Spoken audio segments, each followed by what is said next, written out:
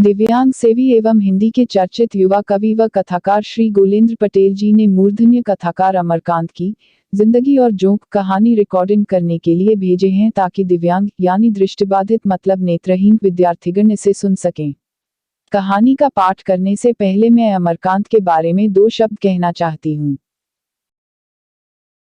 Amarkant the 1 जुलाई 1925 से 17 फरवरी 2014 का जन्म उत्तर प्रदेश के बलिया जिले के नगारा गांव में और निधन इलाहाबाद में हुआ। हिंदी कथा साहित्य में प्रेमचंद के बाद यथार्थवादी धारा के प्रमुख कहानीकार थे। यशपाल उन्हें गोकी कहा करते थे। कहानीकार के रूप में उनकी ख्याति सन 1955 में डिप्टी कलेक्टरी कहानी से हुई।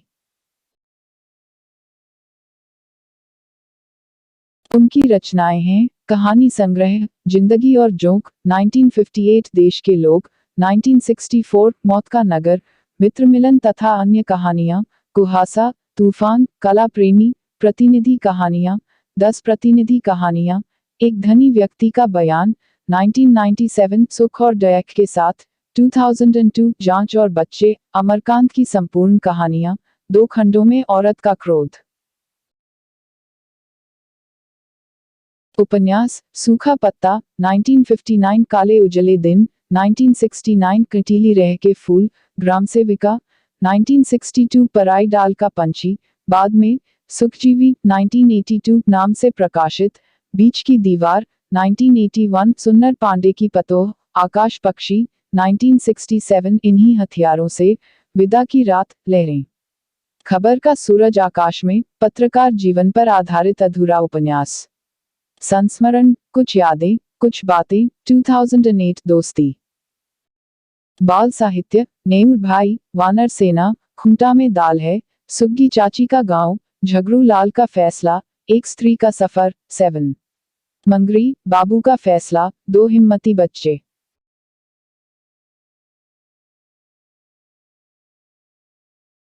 उनको मिले पुरस्कारों में वर्ष 2009 के लिए ज्ञानपीठ पुरस्कार, सोवियत लैंड नेहरू पुरस्कार, महात्मा गांधी सम्मान, मैथिलीशरण गुप्त पुरस्कार, U0 हिंदी संस्थान का साहित्य पुरस्कार, यशपाल पुरस्कार, जन संस्कृति सम्मान, मध्य प्रदेश का कीर्ति सम्मान और बलिया के 1942 के स्वतंत्रता भारत छोड़ो आंदोलन को आधार बनाकर लिखे गए इनके उपन्यास इन्हीं हथियारों से को वर्ष 2007 का प्रतिष्ठित साहित्य अकादमी सम्मान और व्यास सम्मान 2009 शामिल हैं।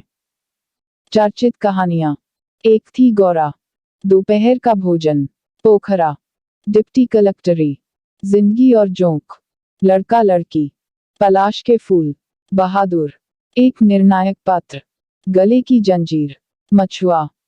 समय न लेते हुए मैं कहानी का पाठ करती हूँ। कहानी का शीर्षक है जिंदगी और जोंक। मोहल्ले में जिस दिन उसका आगमन हुआ, सवेरे तरकारी लाने के लिए बाजार जाते समय मैंने उसको देखा था।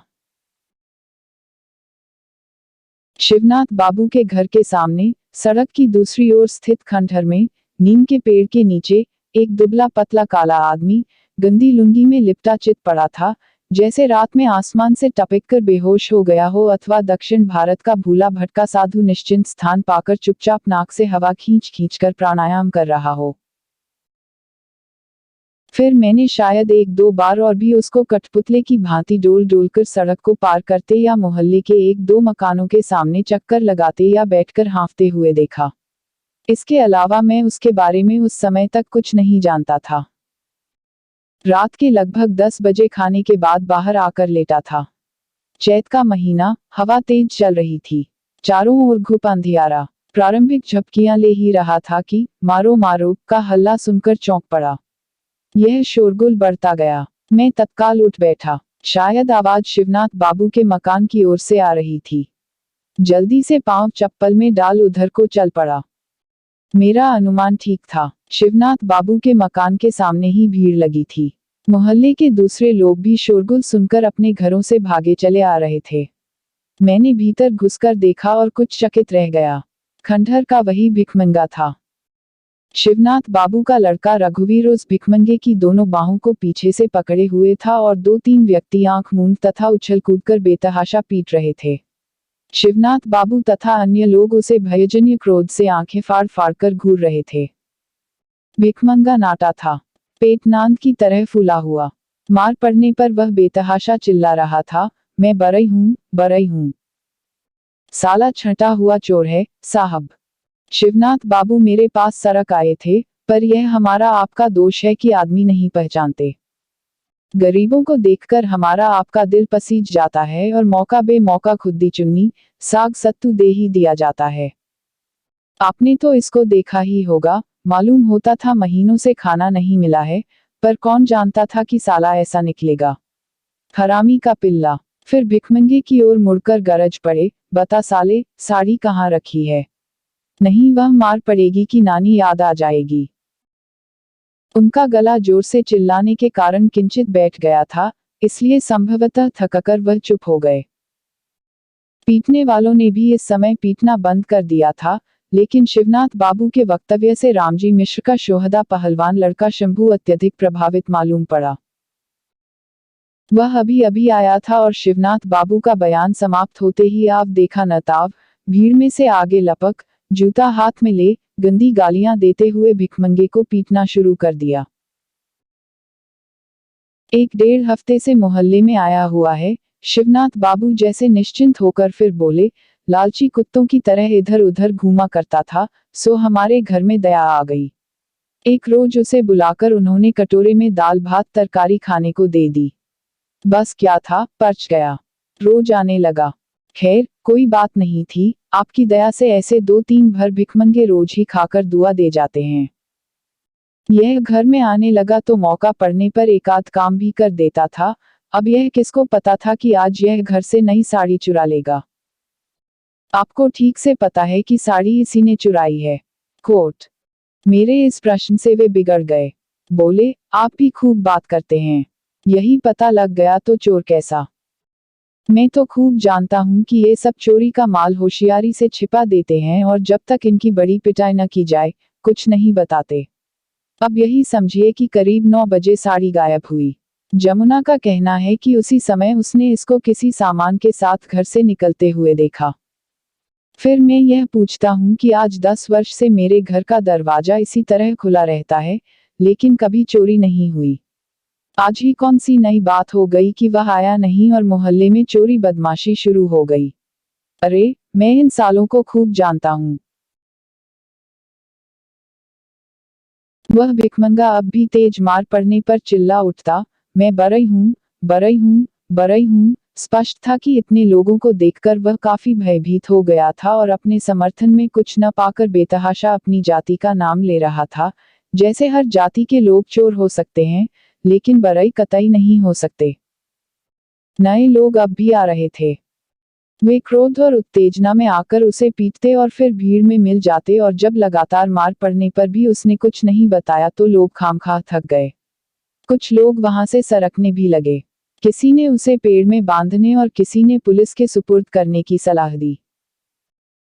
मैं भी कुछ ऐसी ही सलाह देकर खिसकना चाहता था कि शिवनाथ बाबू का मंझला लड़का योगेंद्र दौड़ता हुआ आया और अपने पिताजी को अलग ले जाते हुए फुस-फुस कुछ बातें की। कुछ देर बाद शिवनाथ बाबू जब वापस आए तो उनके चेहरे पर हवाइयां सी उड़ रही थी। 1-2 क्षण इधर उधर तथा मेरी ओर बेचारे की तरह देखने के बाद वह बोले, अच्छा, इस बार छोड़ देते हैं। साला काफी पा चुका है, आइंदा ऐसा करते चेतेगा। लोग शिवनाथ बाबू को बुरा भला कहकर रास्ता नापने लगे। मैंने उनकी ओर मुस्कराकर देखा तो मेरे पास आकर झेंपते हुए बोले, इस बार तो साड़ी घर में ही मिल गई है, पर कोई बात नहीं। चोर चाई तो रात रात भर मार खाते हैं और कुछ भी नहीं बताते। फिर बाईं आंख को खूबी से दबाते हुए दांत खोलकर हंस पड़े, चलिए साहब, नीच और नींबू को दबाने से ही रस निकलता है। कोट। कभी कभी मुझे आश्चर्य होता है कि उस दिन की पिटाई के बाद भी खंडहर का वह भिखमंगा मोहल्ले में टिके रहने की हिम्मत कैसे कर सका। हो सकता है, उसने सोचा हो कि निर्दोष छूट जाने के बाद मोहल्ले के लोगों का विश्वास और सहानुभूति उसको प्राप्त हो जाएगी और दूसरी जगह उसी अनिश्चितता का सामना करना पड़ेगा। चाहे जो हो, उसके प्रति मेरी दिलचस्पी अब और बढ़ गई थी। मैं उसको खंडहर में बैठकर कुछ खाते या चुपचाप सोते या मोहल्ले से डग डग सरकते हुए देखता। लोग अब उसको कुछ न कुछ दे देते। बचा हुआ बासी या जूठा खाना पहले कुत्तों या गाय भैंसों को दे दिया जाता, परंतु अब औरतें बच्चों को दौड़ा देती कि जाकर भिखमंगे को दे आएं। कुछ लोगों ने तो उसको कोई पहुंचा हुआ साधु महात्मा तक कह डाला।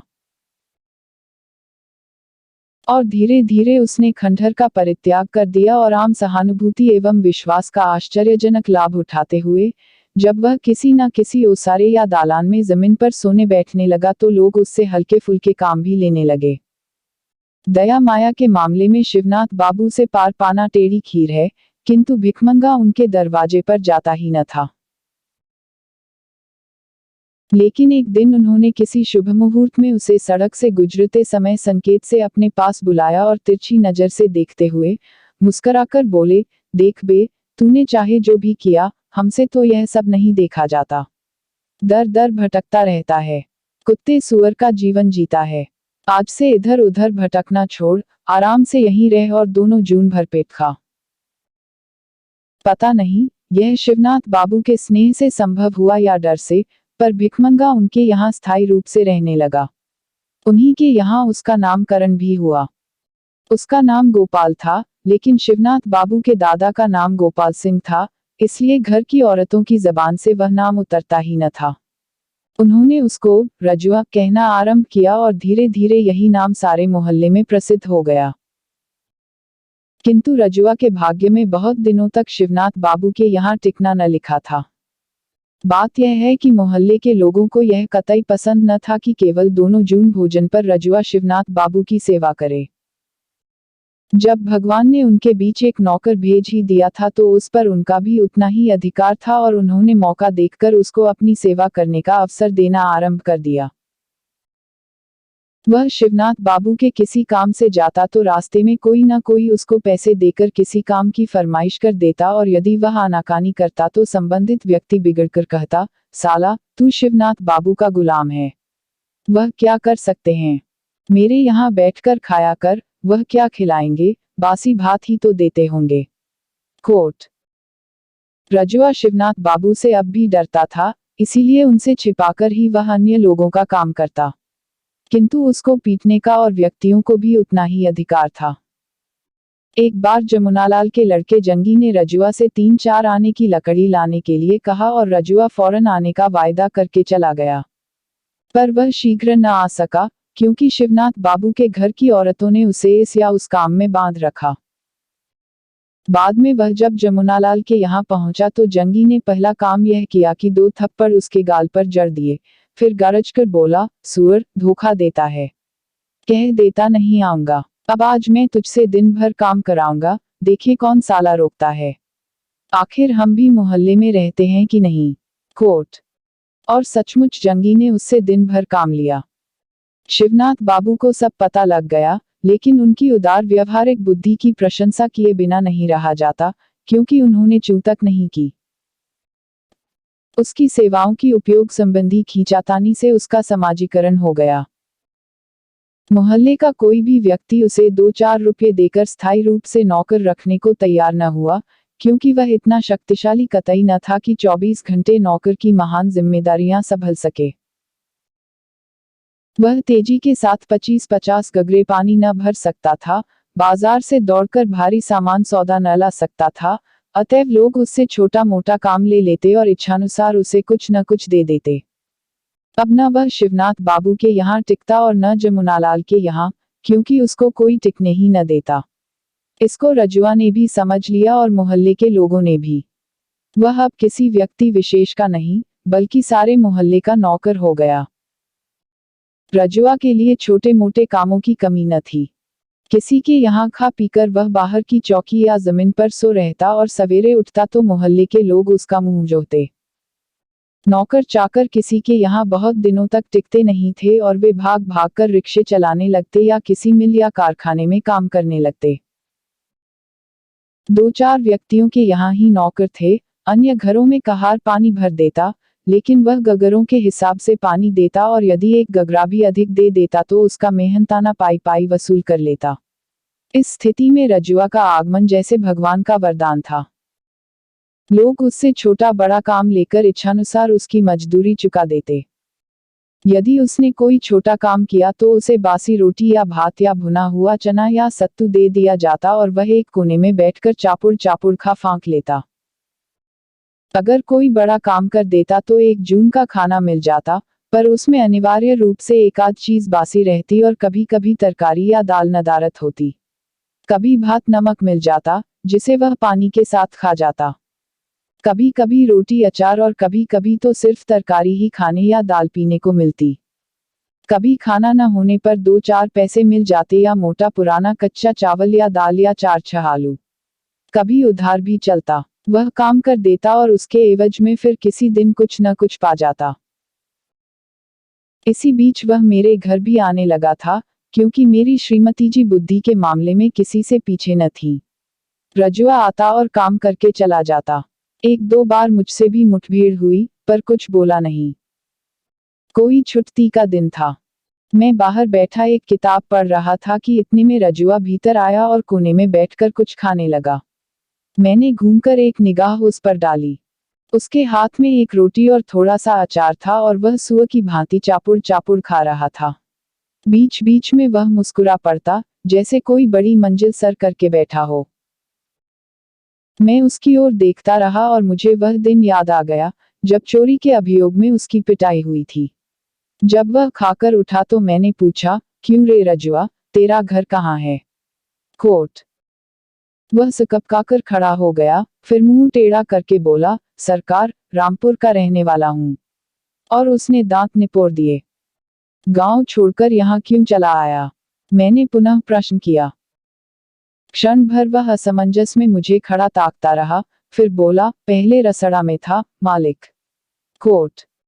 जैसे रामपुर से सीधे बलिया आना कोई अपराध हो।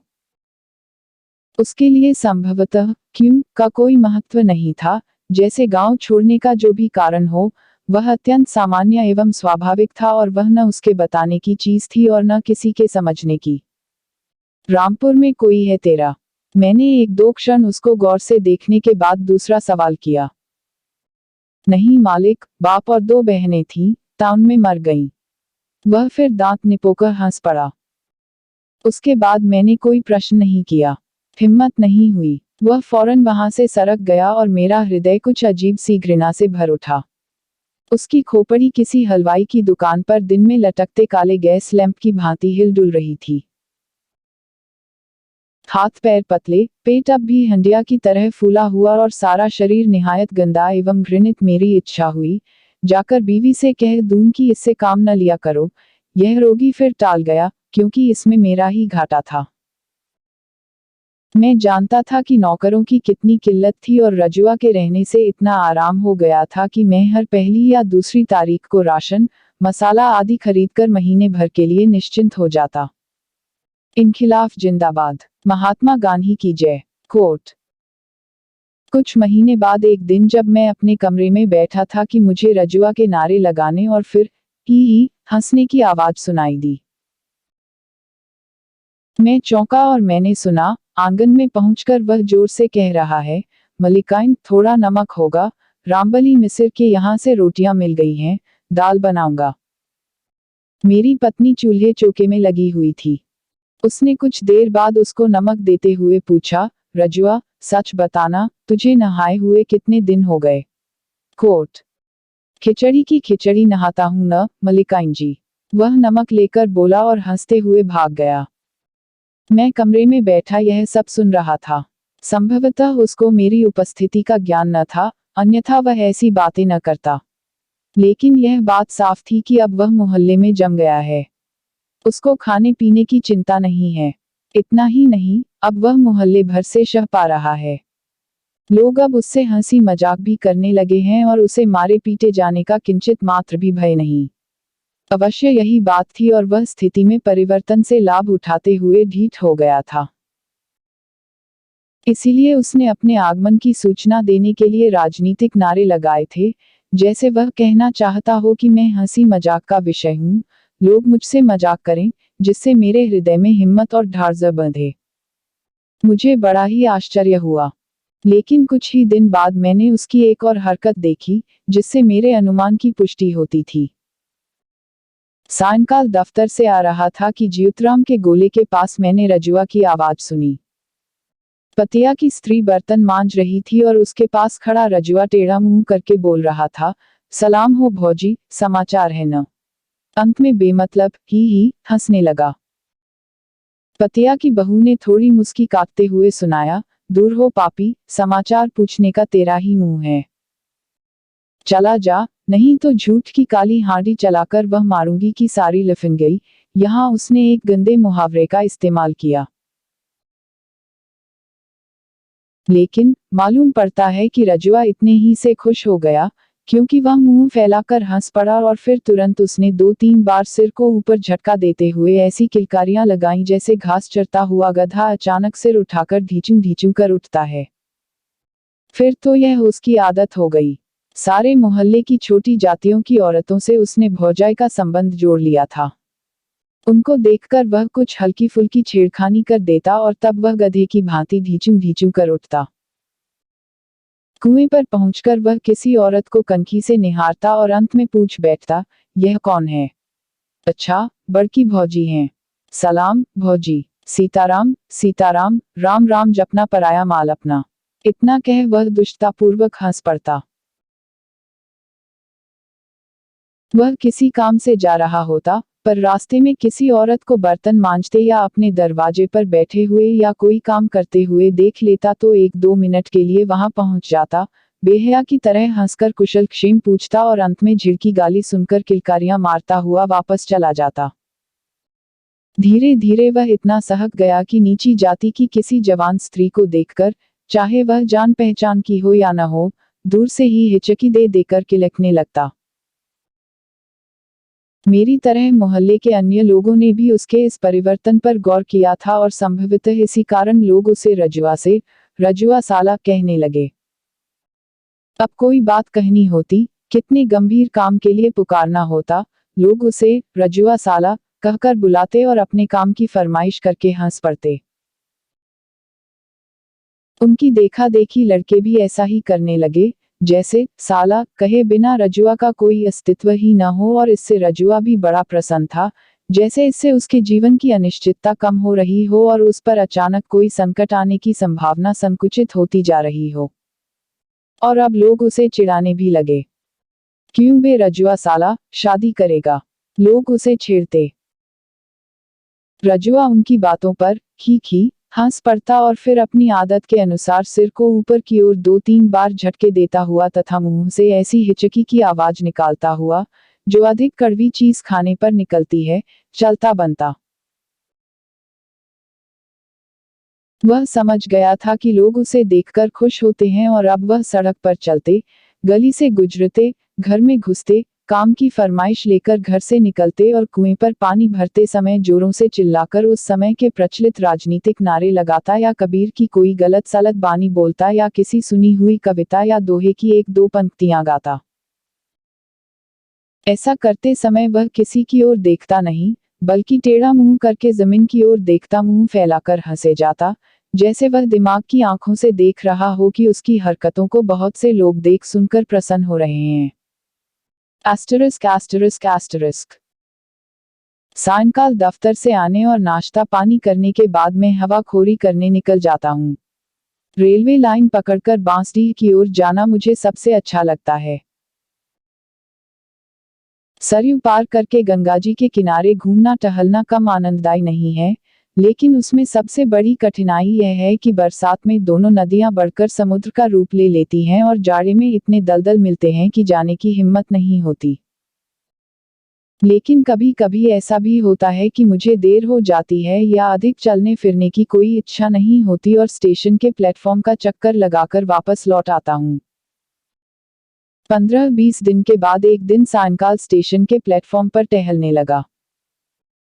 स्टेशन के फाटक से प्लेटफॉर्म पर आने के बाद मैं बाईं तरफ जीआरपी की चौकी की ओर बढ़ चला, किंतु कुछ कदम ही चला था कि मेरा ध्यान रजुआ की ओर गया, जो मुझसे कुछ दूर आगे था।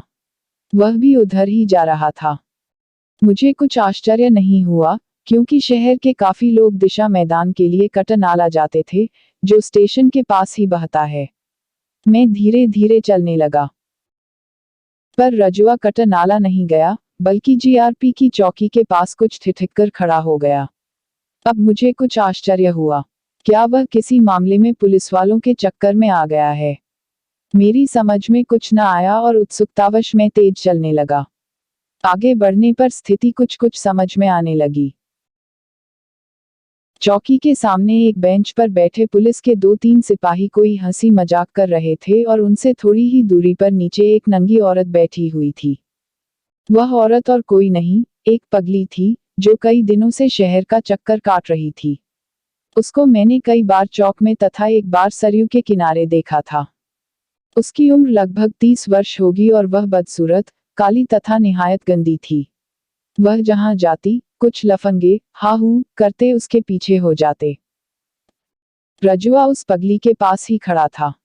वह कभी शंकित आंखों से पुलिस वालों को देखता, फिर मुंह फैलाकर हंस पड़ता और मुटर मुटर पगली को ताकने लगता। परंतु पुलिस वाले संभवतः उसकी ओर ध्यान न दे रहे थे। मुझे बड़ी शर्म मालूम हुई, किंतु मैं इतना समीप पहुंच गया था कि अचानक घूमकर लौटना संभव न हो सका। असली बात जानने की उत्सुकता भी थी। मैं शून्य की ओर देखता हुआ आगे बढ़ा, लेकिन लाख कोशिश करने पर भी दृष्टि उधर चली ही जाती। रजुआ शायद पुलिस वालों की लापरवाही का फायदा उठाते हुए आगे बढ़ गया था और सिर नीचे झुकाकर अत्यंत ही प्रसन्न होकर हंसते हुए पुचकारती आवाज में पूछ रहा था, क्या है पागलराम, भात खाओगी? कोट।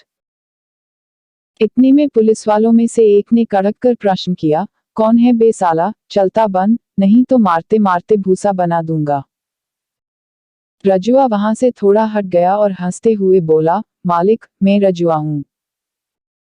भाग जा साले, गिद्ध की तरह न मालूम कहां से आ पहुंचा। संभवतः दूसरे सिपाही ने कहा और फिर वे सभी ठहाका मारकर हंस पड़े। मैं अब काफी आगे निकल गया था और इससे अधिक मुझे कुछ सुनाई न पड़ा। मैं जल्दी जल्दी प्लेटफॉर्म से बाहर निकल गया। किंतु मामला यहीं समाप्त नहीं हो गया।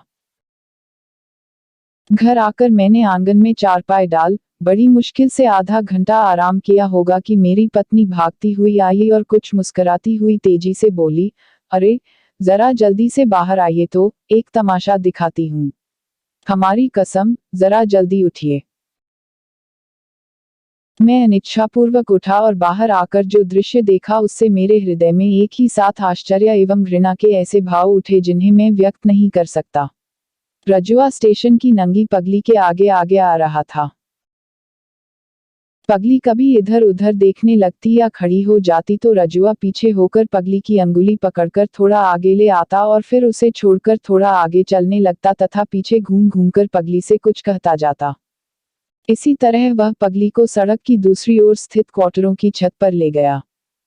वे क्वार्टर मेरे मकान के सामने दूसरी पटरी पर बने थे और वे एक दूसरे से सटे थे। उनकी छतें खुली थीं और उन पर मोहल्ले के लोग जाड़े में धूप लिया करते और गर्मी में रात को लावारिस लफंगे सोया करते थे। तभी रजुआ नीचे उतरा, किंतु पगली उसके साथ न थी। हम लोगों की उत्सुकता बढ़ गई थी कि देखें, वह आगे क्या करता है। हम लोग वहीं खड़े रहे और रजुआ तेजी से स्टेशन की ओर गया तथा कुछ ही देर में वापस भी आ गया। इस बार उसके हाथ में एक दोना था।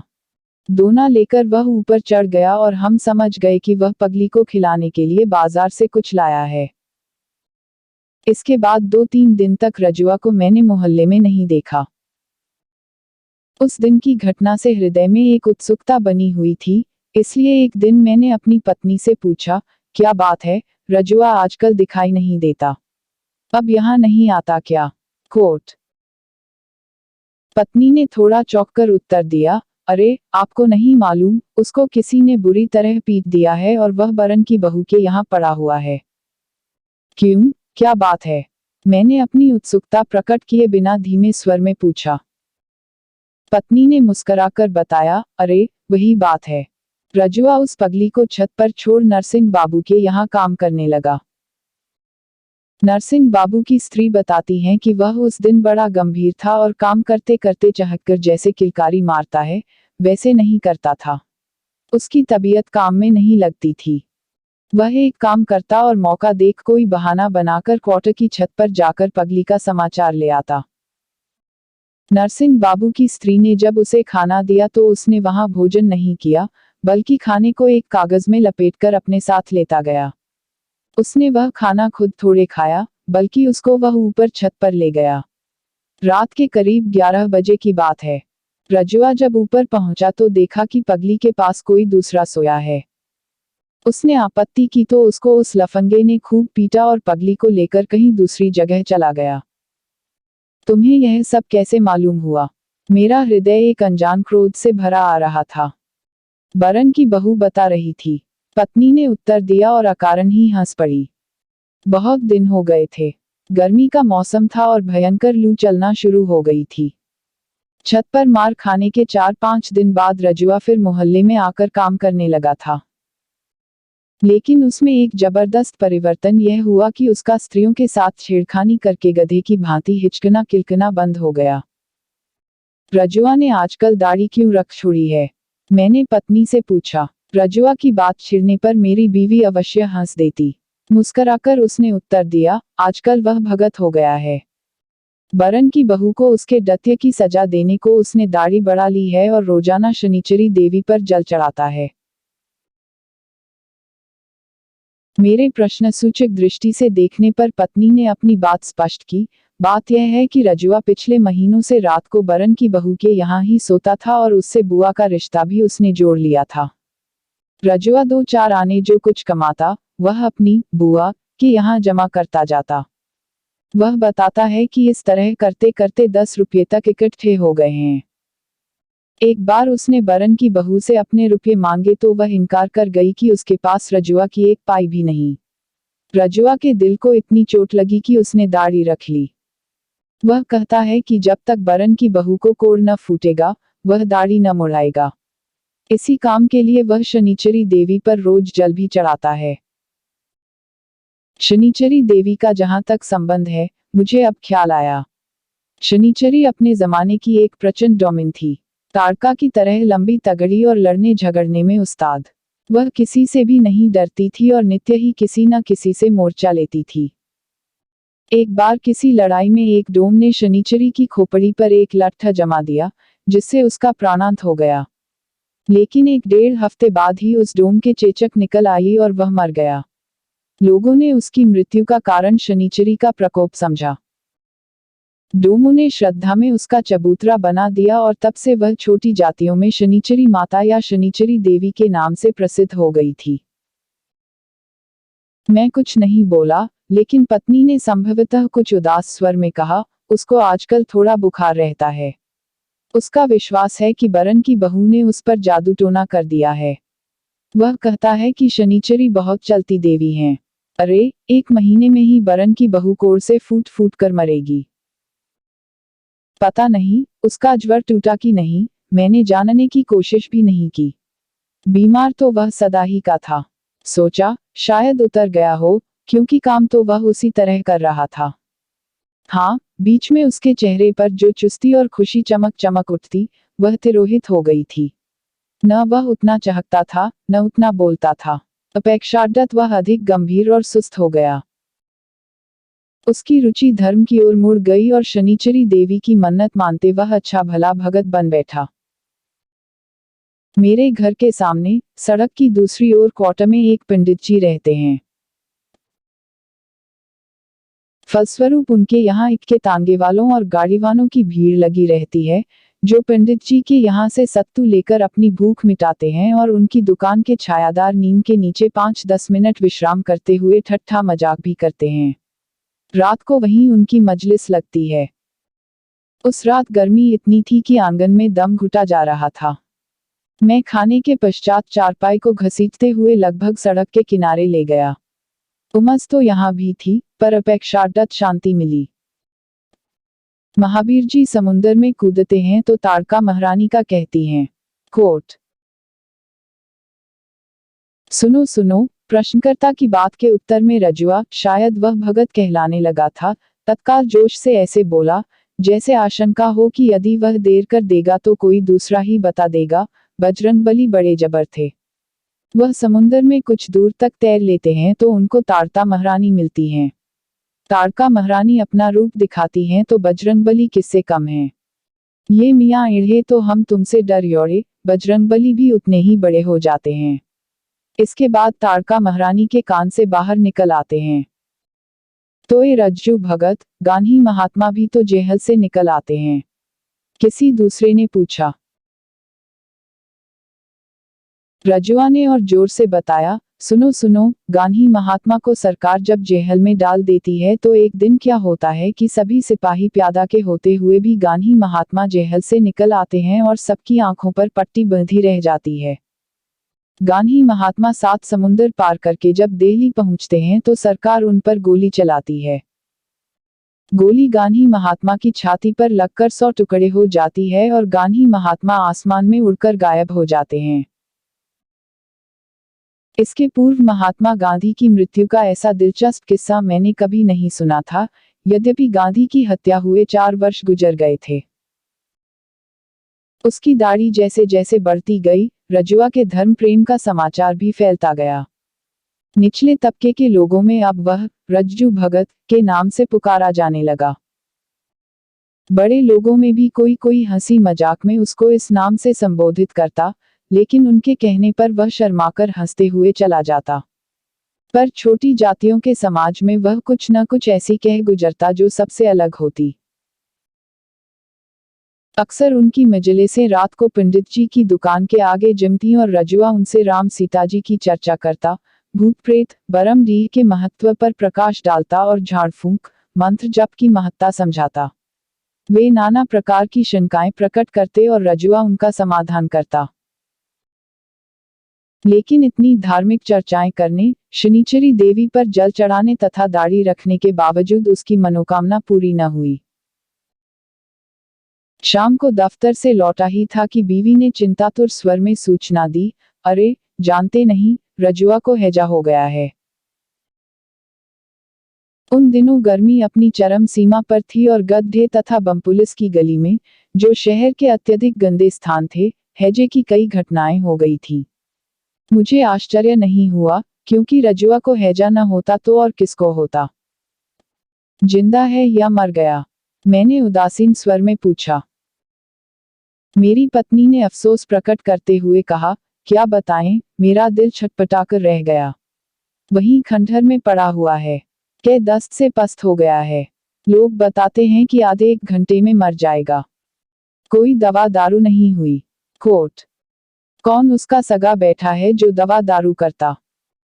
शिवनाथ बाबू के यहाँ काम कर रहा था, पर जहां उसको एक कह हुई कि उन लोगों ने उसको अपने यहाँ से खदेड़ दिया। फिर वह रामजी मिश्र के उसारे में जाकर बैठ गया, लेकिन जब उन लोगों को पता लगा तो उन्होंने भी उसको भगा दिया। उसके बाद वह किसी के यहाँ नहीं गया, खंडहर में पेड़ के नीचे पड़ गया। मैंने जैसे व्यंग्य किया, तुमने अपने यहाँ क्यों न बुला लिया? कोर्ट पत्नी को यह आशा नहीं थी कि मैं ऐसा प्रश्न करूंगा, इसलिए स्तंभित होकर मुझे देखते लगी। अंत में बिगड़कर बोली, मैं उसे यहाँ बुलाती, कैसी बात करते हैं आप? मेरे भी बाल बच्चे हैं, भगवान न करे उनको कुछ हो गया तो। कोर्ट मैं हंस पड़ा, फिर उठ खड़ा हुआ। जरा देख आऊं, दरवाजे की ओर बढ़ता हुआ बोला। आपके पैरों पड़ती हूं, उसको छूइएगा नहीं और झटपट चले आइएगा। पत्नी गिड़गिड़ाने लगी। जब मैं खंडहर में पहुंचा तो 2-3 व्यक्ति सड़क के किनारे खड़े होकर रजुआ को निहार रहे थे। वे मोहल्ले के नहीं, बल्कि रास्ते चलते मुसाफिर थे, जो रजुआ की दशा देखकर अकर्मण्य दया एवं उत्सुकता से वहां खड़े हो गए थे। रजुआ, मैंने निकट पहुंचकर पूछा। लेकिन उसको किसी बात की सुध बुध न थी। वह पेड़ के नीचे एक गंदे अंगोछे पर पड़ा हुआ था और उसका शरीर के दस्त के लथपथ था। उसकी छाती की हड्डियां और उभर आई थीं, पेट तथा आंखें धंस गई थीं और गालों में गड्ढे बन गए थे। उसकी आंखों के नीचे भी गहरे काले गड्ढे दिखाई दे रहे थे और उसका मुंह कुछ खुला हुआ था। पहले देखने से ऐसा मालूम होता था कि वह मर गया है, लेकिन उसकी सांस धीमे धीमे चल रही थी। मैं कुछ निश्चय न कर पा रहा था, क्या किया जाए कि मालूम नहीं कहां से शिवनाथ बाबू मेरी बगल में आकर खड़े हो गए और धीरे से उन्होंने अपनी सम्मति भी प्रकट की, ही कांट सर्वाइव, यह बच नहीं सकता। मैंने तेज दृष्टि से उनको देखा। शिवनाथ बाबू पर तो मुझे गुस्सा आ ही रहा था, लेकिन अपने ऊपर भी कम झुंझलाहट न थी। कभी जी होता था कि जाकर घर बैठ रहूं, जब और लोगों को मतलब नहीं तो मुझे ही क्या पड़ी है। लेकिन उसे यूं अपनी आंखों के सामने मरते हुए नहीं देखा जाता था। पर मैं उसका इलाज भी क्या करवा सकता था। मैं लगभग 100 रुपये वेतन पाता था, इसके अलावा महीने का अंतिम सप्ताह था, मेरे पास एक भी पाई नहीं थी। पर उसे अस्पताल भी तो भिजवाया जा सकता है। अचानक मन में विचार कौंधा, मेरी झुंझलाहट जैसे अचानक दूर हो गई और मैं घूमकर तेजी से अस्पताल रवाना हो गया। अस्पताल पहुंचकर मैंने संबंधित अधिकारियों को सूचित किया। वहां से अस्पताल की मोटर गाड़ी पर बैठकर मैं स्वयं साथ आया। रजुआ की सांस अब भी चल रही थी। अस्पताल के 2 मेहत्रों ने, जो साथ आए थे, उसको खींचकर गाड़ी पर लाद दिया। जब गाड़ी चली गई तो मैंने संतोष की सांस ली, जैसे मेरे सिर से कोई बड़ा बोझ हट गया हो। सबकी यही राय थी कि रजुआ बच नहीं सकता, परंतु वह मरा नहीं।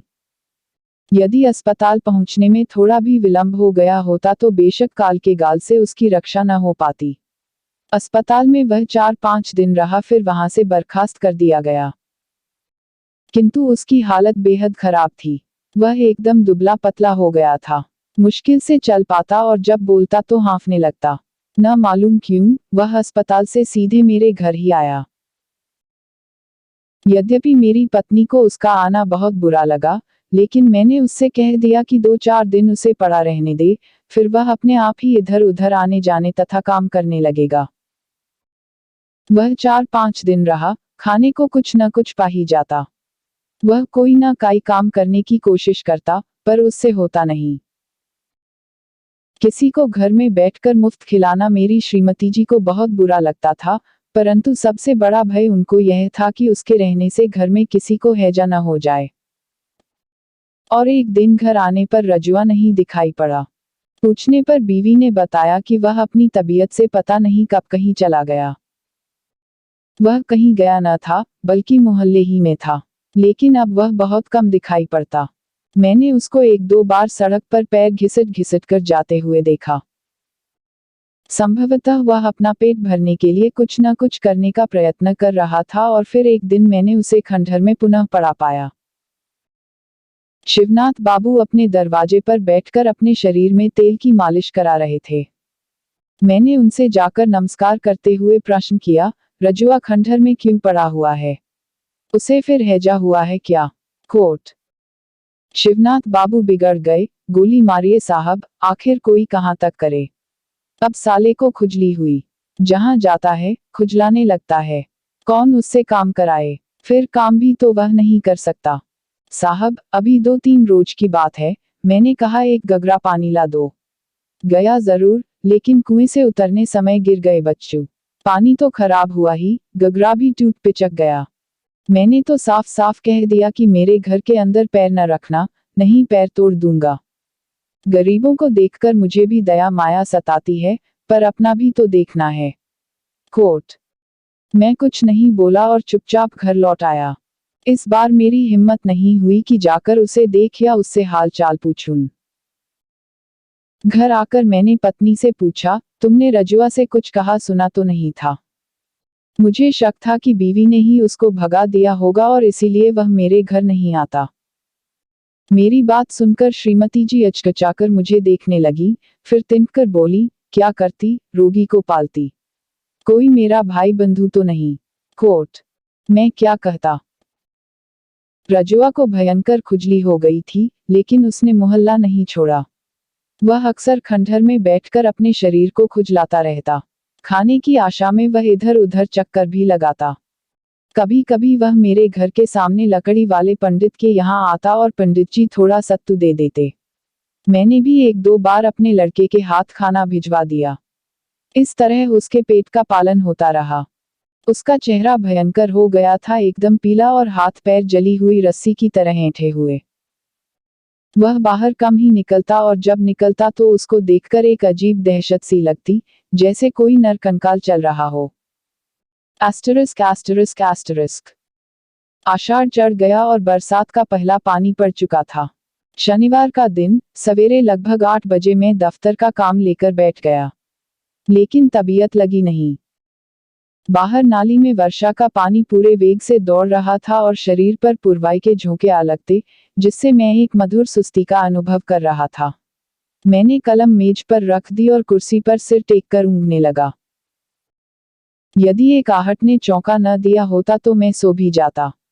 मैंने आंखें खोलकर बाहर झांका। बाहर ओसारे में खड़ा एक 13-14 वर्ष का लड़का कमरे में झांक रहा था। लड़के के शरीर पर एक गंदी धोती थी और चेहरा मैला था। मुझे संदेह हुआ कि वह कोई चोर चाई है, इसलिए मैंने डपट कर पूछा, कौन है रे, क्या चाहता है? कोर्ट। लड़का दुबक कर कमरे में घुस आया और निधड़क बोला, सरकार, रजुआ मर गया। उसी के लिए आया हूँ। मैंने आश्चर्य से मुंह बाकर एक ही साथ उससे कई प्रश्न किए। लड़के ने फिर हंसते हुए कहा, हाँ सरकार, मर गया। मालिक, इस कार्ड पर उसके गांव एक चिट्ठी लिख दीजिए। मैंने इसके आगे रजुआ के संबंध में कुछ न पूछा। मैं अचानक डर गया कि यदि मैंने मामले में अधिक दिलचस्पी दिखाई तो हो सकता है कि मुझे उसकी लाश फूंकने का भी प्रबंध करना पड़े। लड़के के हाथ में एक पोस्ट कार्ड था, जिसको लेते हुए मैंने सवाल किया, इस पर क्या लिखना होगा? उसके गांव का क्या पता है? कोर्ट। मालिक, रामपुर के भजनराम बरई के यहाँ लिखना होगा। लिख दीजिए कि गोपाल मर गया। लड़के की आवाज कुछ ढीठ हो गई थी। गोपाल। कोर्ट। जी, वहां तो उसका यही नाम है। मैंने पोस्ट कार्ड पर तेजी से मजमून तथा पता लिखा और पत्र को लड़के के हवाले कर दिया। मैं लड़के से पूछना चाहता था कि तू कौन है? रजुआ कहाँ मरा? उसकी लाश कहाँ है? परंतु मैं कुछ नहीं पूछ सका, जैसे मुझे काट मार गया हो। सच कहता हूँ, रजुआ की मृत्यु का समाचार सुनकर मेरे हृदय को अपूर्व शांति मिली, जैसे दिमाग पर पड़ा हुआ बहुत बड़ा बोझ हट गया हो। उसको देखकर मुझे सदा घृणा होती थी और कभी कभी सोचकर कष्ट होता था कि इस व्यक्ति ने सदा ऐसे प्रयास किए, जिससे इसको भीख न मांगनी पड़े, और उसको भीख मांगनी भी पड़ी है तो इसमें उसका दोष कतई नहीं रहा है। मैंने उसकी दशा देखकर कई बार क्रोधवश सोचा है कि यह कमबख्त एक ही मोहल्ले में क्यों चिपका हुआ है? घूम घूमकर शहर में भीख क्यों नहीं मांगता? मुझे कभी कभी लगता है कि वह किसी का मोहताज न होना चाहता था और इसके लिए उसने कोशिश भी की, जिसमें वह असफल रहा। चूंकि वह मरना न चाहता था, इसलिए जोंक की तरह जिंदगी से चिमटा रहा। लेकिन लगता है, जिंदगी स्वयं जोंक सरीखी उससे चिमटी थी और धीरे धीरे उसके रक्त की अंतिम बूंद तक पी गई। रजुआ को मरे 3-4 दिन हो गए थे। सारे मोहल्ले में यह समाचार उसी दिन फैल गया था। मोहल्ले वालों ने अफसोस प्रकट किया और शिवनाथ बाबू ने तो यहाँ तक कह डाला कि जो हो, आदमी वही ईमानदार था। रात के करीब 8 बजे थे और मैं अपने बाहरी ओसारे में बैठा था। आसमान में बादल छाए थे और सारा वातावरण इतना शांत था जैसे किसी षड्यंत्र में लीन हो। बगल की चौकी पर रखी धुंधली लालटेन कभी कभी चकमक कर उठती और उसके चारों ओर उड़ते पतंगे कभी कमीज के अंदर घुस जाते, जिससे तबीयत एक असह्य खींच से भर उठती। मैं भीतर जाने के उद्देश्य से उठा कि सामने एक छाया देखकर एकदम डर गया। रजुआ की शक्ल का नर कंकाल भीतर चला आ रहा था। सच कहता हूँ, यदि मैं भूत प्रेत में विश्वास करता तो चिल्ला उठता, भूत भूत। मैं आंखें फाड़ फाड़ कर देख रहा था। नर कंकाल धीरे धीरे घिसकता बड़ा आ रहा था। यह तो रजुआ ही था, ठठरी मात्र। क्या वह जिंदा है? वह मेरे निकट आ गया। संभवतः मेरी परेशानी भांपकर बोला, सरकार, मैं मरा नहीं हूँ, जिंदा हूँ। अंत में वह सूखे होंठों से हंसने लगा। तब वह लड़का क्यों आया था? मैंने गंभीरतापूर्वक प्रश्न किया। उसने पहले दांत निपोड़ दिए, फिर बोला, सरकार, वह गुदड़ी बाजार के वचनराम का लड़का है। मैंने ही उसको भेजा था। बात यह हुई सरकार की, मेरे सिर पर एक कौवा बैठ गया था। खजूर कौवे का सिर पर बैठना बहुत अनशुभ माना जाता है। उससे मौत आ जाती है। कोर्ट। फिर गांव पर चिट्ठी लिखने का क्या मतलब? मेरी समझ में अब भी कुछ न आया था। उसने समझाया, सरकार, यह मौत वाली बात किसी सगे संबंधी के यहाँ लिख देने से मौत टल जाती है। भजनराम बरई मेरे चाचा होते हैं। मालिक, एक और कारण है, इस पर लिख दे सरकार की गोपाल जिंदा है, मरा नहीं। मैंने पूछना चाहा कि तू क्यों नहीं आया, लड़के को क्यों भेज दिया, लेकिन यह सब व्यर्थ था। संभवतः उसने सोचा हो कि उसका मतलब कोई न समझे और लोग बात को मजाक समझकर कहीं दुरदुरा न दें। मैंने पोस्टकार्ड लेकर उस पर उसकी इच्छानुसार लिख दिया। पोस्टकार्ड लौटाते समय मैंने उसके चेहरे को गौर से देखा। उसके मुख पर मौत की भीषण छाया नाच रही थी और वह जिंदगी से जोंक की तरह चिमटा था, लेकिन जोंक वह था या जिंदगी? वह जिंदगी का खून चूस रहा था या जिंदगी उसका? मैं तय न कर पाया। धन्यवाद।